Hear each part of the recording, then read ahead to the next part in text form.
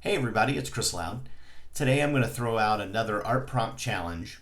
And this time challenge, we'll be painting abstract animals based on using patterns and shapes.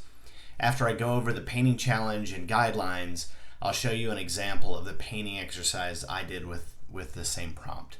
And I think it'll be fairly obvious what animal I chose. So here are the guidelines for the challenge. You have 15 minutes to paint. The subject is pick an animal that you find has interesting patterns and shapes. Your color choice is yours. I went with the common colors of the animal that I chose, but you can do whatever you want. You can use anything you want as far as marks, including paint, pencils, charcoal, pastels, etc. And the goal is to create a quick and engaging painting where you abstract the patterns and shapes of an animal.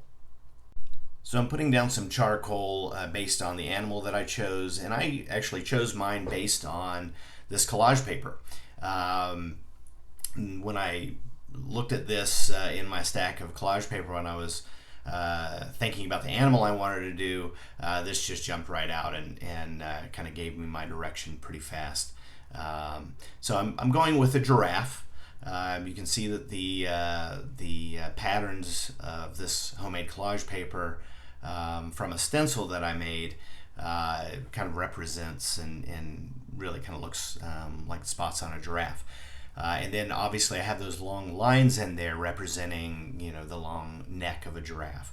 But really, other than the colors and putting those lines in, I used some yellow ochre, some alizarin crimson, a little bit of Payne's gray, a little cadmium orange, and at one point I bring in a little bit of light blue permanent and some Winsor blue, but you can really barely see the Winsor blue in this.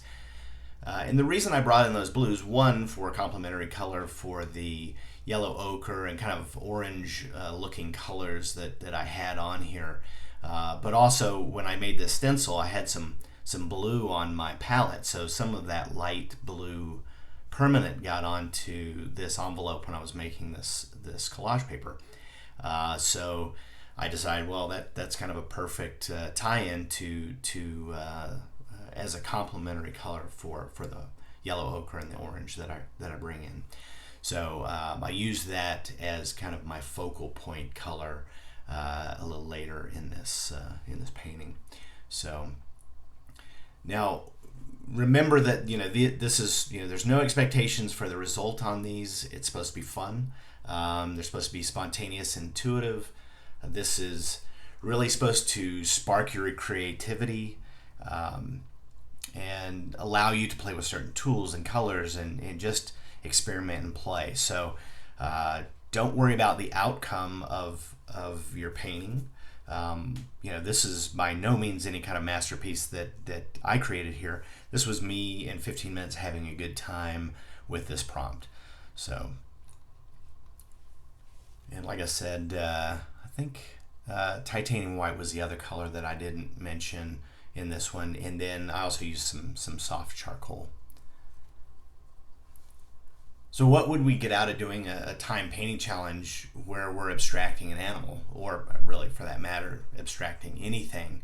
The primary reason I like doing these type of fast challenges is to kind of force myself to quickly observe the animal or subject, I guess, and notice things like shapes and patterns and textures and color variations, and then focusing on those without precise representation.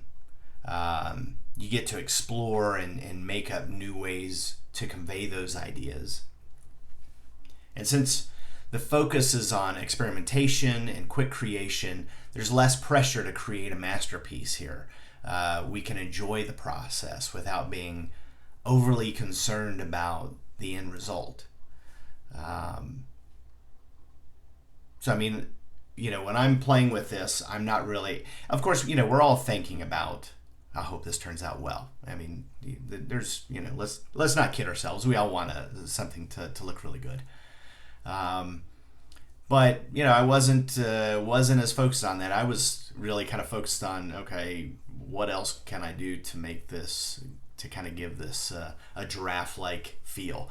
And really the things that I focused on were the patterns, obviously, and the neck and the color. But you can look at other things when you're painting. Excuse me.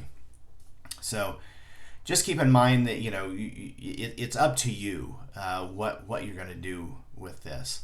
I mean, these exercises can really help us break free from more rigid thinking and encourage us to think outside the box and outside of direct representation. Doing challenges like this regularly can help us grow and gain insights and breakthroughs that we might not often get with a slower, more detailed painting. And forcing yourself to make quick decisions keeps us all from overthinking, really, and helps us be more spontaneous and intuitive. And just, again, remember the value of doing these fast painting challenges and exercises is not necessarily about the final artwork. It's about experimenting and playing and exploring and painting, and pushing yourself to grow and develop your creativity and skills and techniques, for that matter. So as you're doing these, embrace that spontaneity and embrace imperfections and just explore your creativity and have fun with this. It's really, these exercises are supposed to be really a lot of fun, and I always have a great time with them. Every once in a while I'll start getting detailed and I'll have to kind of check myself and remind myself to kind of keep playing. But let me know in the comments if you have any questions and how the challenge goes for you. And if you have any challenges you'd like me to put on my list for future videos, let me know. And feel free to hit the like button if you enjoyed this video, and if you're new to the channel, feel free to subscribe. And after the 15 minutes, I did come back for a couple of minutes and touch up kind of the focal point mainly, but I did touch up a few little areas. So these paintings are yours. So when you're done after the 15 minutes, if you feel like you want to tweak some things, do that. Have fun with it and just continue to play and explore.